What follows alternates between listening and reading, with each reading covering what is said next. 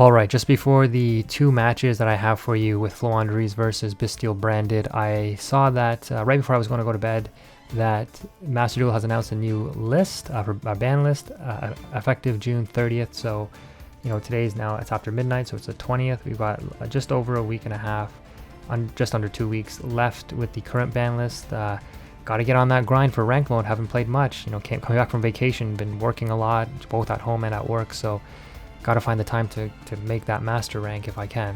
Regardless though, you can see the hits here. I'm not going to review each one individually. This is kind of the summation. This is very critical. If you watch my videos, you know that getting double Empen in rotation is essentially what the deck does now. So Konami, they finally killed FLOOWANDEREEZE. Yeah, it's really unfortunate. You know, we've survived other hits in the past, but this one I really don't see a way from us coming back. You know, map to 1 hurt. It hurt a little bit of the follow-up and extension plays, but it wasn't the end, because you know, you had Advent, you had Empen to search map. Now you lose again one of your critical pieces. So we will likely be moving on from FLOOWANDEREEZE next season. You know, the thing about this that kind of is a little upsetting, you know, being somebody who understands the deck, is FLOOWANDEREEZE isn't a deck where, like branded, where you can throw in a bunch of crazy tech cards or sprite, where you can, you know, build so many different variations, because it's any level 2 engine you want, you can implement it into the deck. FLOOWANDEREEZE is just like you have your set amount of cards and you just play them in higher or lower numbers, like you play an extra toucan or an extra Stree, or, you know, there's very little tech cards that you put into the deck. The engine is undoubtedly very strong. Going first is very, very strong, but assuming you don't brick, that is, that's another issue though. Consistency is another issue. But Empen is supposed to help with consistency, and yeah, just losing this, it's probably the final nail in the coffin. You know, some of you will say like, oh, what about, you know, Snowl, and you know, it's not the same. Trust me, I played this deck for a long time. You've seen my channel. We've hit Diamond 1. We go on insane win streaks. We have good win percentages. We know how this deck works. 2 Empen is what you need. We survived the other hits in the past. We've supplemented them with other cards based on the meta, but this one hurts because it's a core engine hit, just like map was. But at least you had several different ways to get to map still. With this, you lose your Empen. You know, you can't get a second Empen in rotation fast enough. It's going to severely limit the deck. The deck, I shouldn't say the deck is dead, because it'll still be around, but your setting up of your engine will just lag behind everyone else. Like, you're going to have almost no way to play through Labyrinth. You're going to have very, you know, a much more hard time playing through like runic variants. You already lose to Sprite without Dark Ruler and having to draw that card in the first place. You're going to lose to it even harder now. It's harder to beat branded. It's going to be harder to beat Tier Limit even. Yeah, because I mean, it's just, yeah, it's just going to, obviously it's going to hurt the deck a lot. So I may do another video tomorrow analyzing the full ban list. They're preemptively hitting Eradicator for some reason. The Sprite hits aren't really that significant, honestly. The branded hit is neither here nor there. I mean, I guess it impacts things a little bit, but yeah, branded is just such a resilient deck. You know, branded fusion, getting Ash stops the deck, right, or limits it, but it has so much that it can pack into it now. Again, unlike FLOOWANDEREEZE, which is just its core engine. So yeah, Konami finally making us move on from free to play and forcing us to build a new deck. Thankfully, Kashtira is coming, and Kashtira is fairly anti-meta, just like Empen was, or it will become the meta. And yeah, it'll beat a lot of decks because of the banishing factor. However, that being said, Konami will undoubtedly preemptively hit the Kashtira cards, probably Fenrir and Unicorn, and maybe even a Rise Heart, which is unfortunate. So they'll force you to play Kashtira as a side engine, not as an actual deck like it has been in the TCG. Anyways, this intro is getting kind of long. Let's go on and get to the gameplay and do the swan song for the FLOOWANDEREEZE deck before our good old Empen is down to 1. I really got to find the time to play ranked mode, because since the new season started in June, I've only played like 15 ranked games on my main account, but we've been winning like almost all of them. This is through Platinum rank since the season reset. Anyways, in this matchup, we are going up against a Bystial branded deck with FLOOWANDEREEZE, of course, and I think this was in Platinum 2. This is a former Diamond player, yeah, so slowly climbing the ranks. The opponent, what's nice about this deck, I have this deck in real life. Literally, this is the exact same combo you go for in real life. Obviously, the decks are different. This guy's on like a 60 card grass version. And I think he has tier limit cards in his deck, so I'm just 40 cards. But anyways, you use Branded Fusion to send Lubellion and Albaz to get Albion, and then Albion can banish to bring out the Lubellion Fusion, which will then recycle the Albaz that was banished and itself to go into Mirror Jade.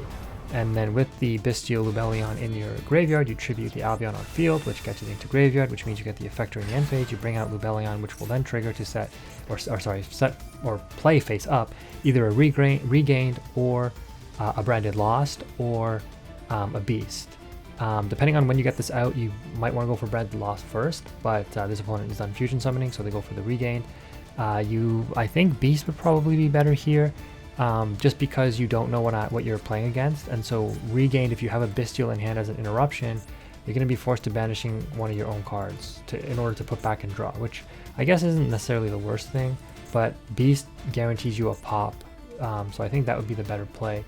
There are a lot of other lines you can go for, like dumping Soronir to get the a branded card in the graveyard that you can recycle with beast during the end phase too. Like, there's a lot of different lines, but this is literally a pretty standard opening. I actually have set this exact board up a few times myself, with beast maybe instead of regain though.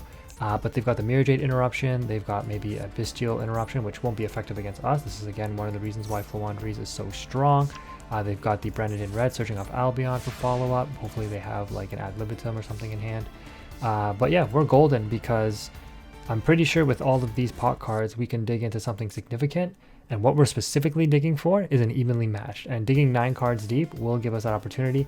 I am a little afraid that this is an Ash Blossom, but I should have like tried to make a hard read and went like, well, they went for regained, so they probably have a Bystial in hand, otherwise they would have gone for beast. So I do chicken out and try to bait the Ash with the duality first, and the reason you want to use Prosperity first is because once you dig 6 deep with Prosperity, it puts them to the bottom of the deck, whereas Duality shuffles them. So the other 2 cards that I didn't take, the Dreaming Town and the Extravagance, I could reveal them again off Prosperity, whereas if I use Prosperity first and then Duality, I'm literally digging 9 deep. But then of course you run the risk of getting ashed on Prosperity, so it's give and take. Nonetheless, we do get Map, which is super amazing. Best card we could have probably got in terms of engine with this hand. Now we're using Prosperity. Ooh, we got, okay, more engine in the birds, unexplored winds, which is really good, but of course we're going to take that evenly matched. And so we're going to go ahead and activate evenly. The opponent opts to keep their Mirror Jade interruption, which I'm like, perfect, because as soon as I activate the Deep Fissure, unless you want to chain Mirror Jade to send and banish itself, you cannot activate Mirror Jade, because Mirror Jade has to send to graveyard for cost, and this will prevent you from sending that monster to graveyard. It will get banished, which means you cannot activate Mirror Jade effect to send for cost the monster from your extra deck. So unless you chain it to the Fissure resolving before Fissure is live, this will be turned off. Sure enough, they do not, which means now the Mirror Jade is just a body on board, which we can easily deal with. So now we're going to go full extension. Well, maybe not full extension. I think we get 3 birds in rotation here. But yeah, we're in a pretty strong spot.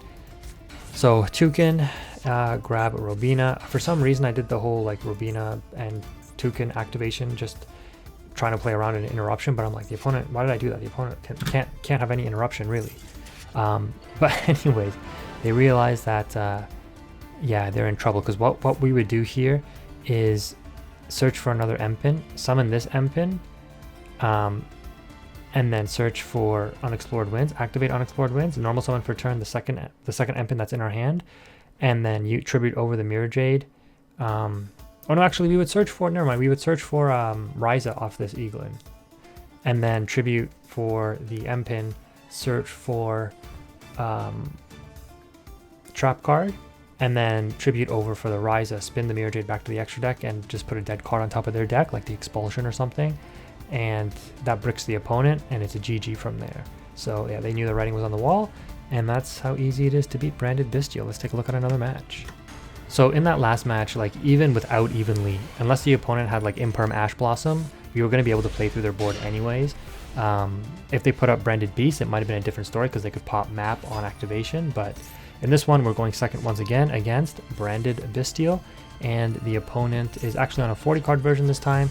They go for the alternate play, dumping Soronir and Albaz in order to go into Lubellion. This will trigger Soronir to dump. They end up discarding opening off of Lubellion here. And I guess they've realized that they couldn't extend really further, so they just opt to dump another opening to protect their fusions. But I mean, you're better off going for the Albion play at that point. It sets up a way better board. So we have to worry about hand traps. When they set up a smaller board here, that usually means that they're on hand traps. But again, what kind of hand traps are they playing? Most likely Bystials. And just like I said in that one video where I talked about why Floowandereeze might be better in the meta now, we don't care about Bystials. Those are dead cards against Floowandereeze. You have to banish your own cards in order to use them. And they're very hard, you know, they basically all their effects don't affect us because we don't special summon. Only the Magnemite, which can search for more interruption, which, you know, again, is not really interrupting us because we don't play light and dark monsters. So it's pretty good against Branded Bystial, Floowandereeze that is. So we're actually going to start off trying to bait out an Ash Blossom. If they don't Ash the Advent here, I get Map, which will chain block for the resolution of me getting a Tribute Monster. And then I can always grab the Toucan off of Robina and grab back the Empen as well. So them not ashing my Advent tells me that they don't have Ash, so I make a little bit of a risky play. Not the safest, but I'm just going to go for the ultimate setup here. We do get Defissure off of Duality, so all you people who say like Shifter and Defissure don't do anything against Branded Bystial, yes it does. They sometimes don't care about it, or they can play around it, but it does impact them. If you shifted them, their cards that activate in the graveyard, like these openings, don't go to the graveyard, right? Under Shifter. Soronir does not go to the graveyard, does not get the effect, right? Under Fissure or Shifter, Mirror Jade is ineffective. They don't get Albion effect. Like, there's a lot that gets shut down. Aluber doesn't go to grave, so it can't activate the effect to put back on the field. Like, there's a lot that the banishing of these cards do to interrupt and slow down the Branded Bystial deck. It doesn't auto win against it like it does against Tier Limit, but it slows it down enough to give you enough advantage to play through their board for sure.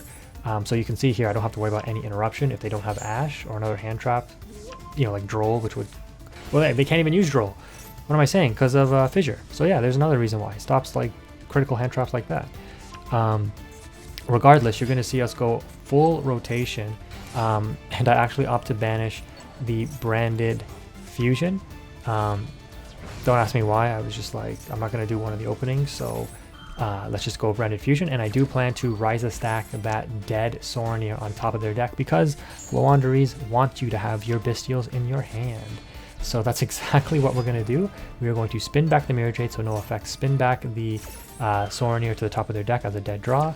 And then we're just going to beat over the Aluber, which will get banished. And then all they're left with is a dead draw for turn in the Soronir. 2 branded openings in their graveyard. You know, three cards in hand still, but you know, I don't think they're going to have anything significant to play through us. And we take that match. So that was, I think, Platinum 1. So GG's to the opponent, and that is how Floowandereeze can easily deal with Branded Bystial, even going second.